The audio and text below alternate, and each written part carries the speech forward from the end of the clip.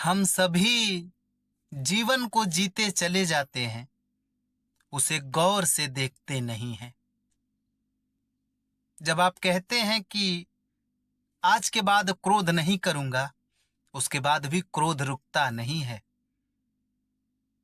फिर आप कहते हैं बस 5 मिनट और मोबाइल यूज करूंगा, उसके बाद घंटों बीत जाते हैं।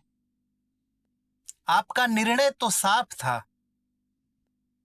फिर फैसला बदल किसने दिया? यहीं से हमारी कर्म की खोज शुरू होती है। अक्सर हम समझते हैं चलना, बोलना, कमाना और खाना ही कर्म है, पर यह तो दिखाई देने वाला कर्म है।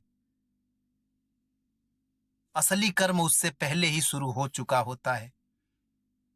जब भीतर कोई इच्छा उठती है, जब कोई डर पैदा होता है, जब कोई लालच मन को खींच रहा होता है, या जब कोई कल्पना बार बार लौट रही होती है। क्योंकि बाहर का कर्म हमारे भीतर के अदृश्य कर्म का ही परिणाम है। इसलिए बाहर कुछ भी बदलते रहें, कुछ समय बाद कहानी वही दोहराई जाती है। तो प्रश्न ये नहीं है कि मैं क्या करूं, असली प्रश्न गहरे में ये है कि ऐसा क्या है मेरे भीतर, ऐसा चल क्या रहा है कि जो ना चाहते हुए भी सब करवा रहा है। और कर्म को समझना है तो हाथों से पहले मन को देखना होगा। और अगली वीडियो में हम इसी प्रश्न पे चलेंगे, क्या विचार भी कर्म है?